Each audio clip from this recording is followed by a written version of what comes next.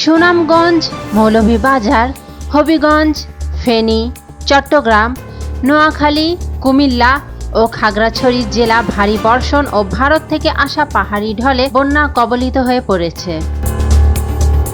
ভারত কোনো ধরনের আলোচনা ছাড়াই বাঁধ খুলে দিয়ে বাংলাদেশের জনগণের বিরুদ্ধে অবস্থান নিয়েছে বলে মন্তব্য করেছেন অন্তর্বর্তী সরকারের তথ্য উপদেষ্টা নাহিদ ইসলাম। বন্যা দুর্গতদের সহায়তায় ৫ দফা দাবিতে বৃহস্পতিবার সকাল ৬টায় মতিঝিলে বাংলাদেশ অভ্যন্তরীণ নৌ পরিবহন কর্তৃপক্ষের কার্যালয়ে উপস্থিত হয়ে তিনি এ দাবি করেন।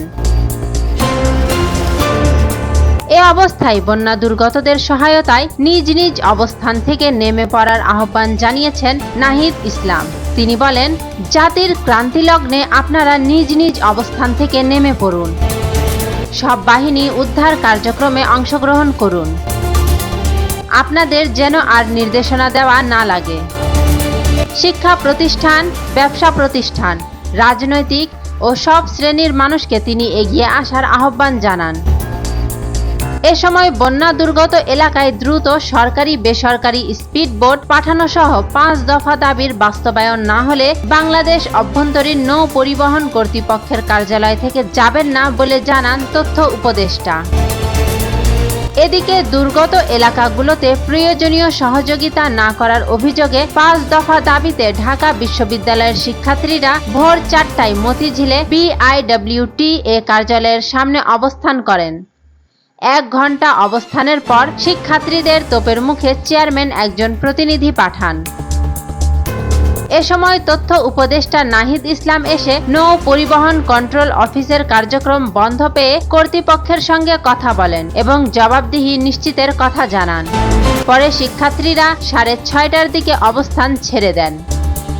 কর্তৃপক্ষের উদ্দেশ্যে নাহিদ ইসলাম বলেন, অনতি বিলম্বে সরকারি বেসরকারি সকল বোট দুর্গত এলাকায় নিয়োজিত করতে হবে। বেসরকারি প্রতিষ্ঠানগুলোকে আহ্বান করে বলুন, প্রধান উপদেষ্টা থেকে নির্দেশ আছে, ১ ঘণ্টার মধ্যে কন্ট্রোল রুম চালু করুন। জাতীয় সংকটের সময় দায়িত্ব পালনে অবহেলা করেছে তাদের বিরুদ্ধে পদক্ষেপ নেওয়া হবে বলেও জানান তিনি। নাহিদ বলেন, আমাদের প্রতিবেশী রাষ্ট্র কোনো ধরনের আলোচনা ছাড়াই বাঁধ খুলে দিয়ে বাংলাদেশের জনগণের বিরুদ্ধে অবস্থান নিয়েছে। আমরা এর নিন্দা ও প্রতিবাদ জানাই। বাংলাদেশের বিপক্ষে যদি কোনো রাষ্ট্র দাঁড়ায় তাহলে বাংলাদেশের ছাত্র জনতা রুখে দেবে। দাবি আদায় না হওয়া পর্যন্ত কার্যালয় থেকে যাবেন না বলেও শিক্ষার্থীদের নিশ্চয়তা দেন তিনি।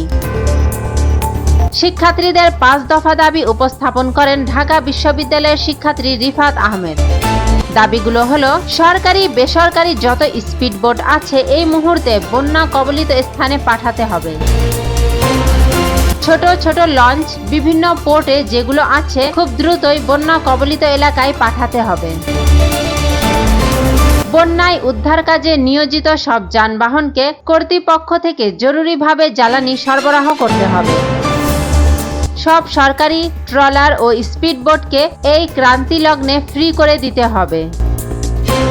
যতদিন এই দুর্যোগ অবস্থা বিরাজমান থাকবে ততদিন ২৪ ঘণ্টায় কন্ট্রোল রুম থেকে নিয়ন্ত্রণ করতে হবে এবং প্রতিটি এলাকায় প্রতিনিধি পাঠাতে হবে।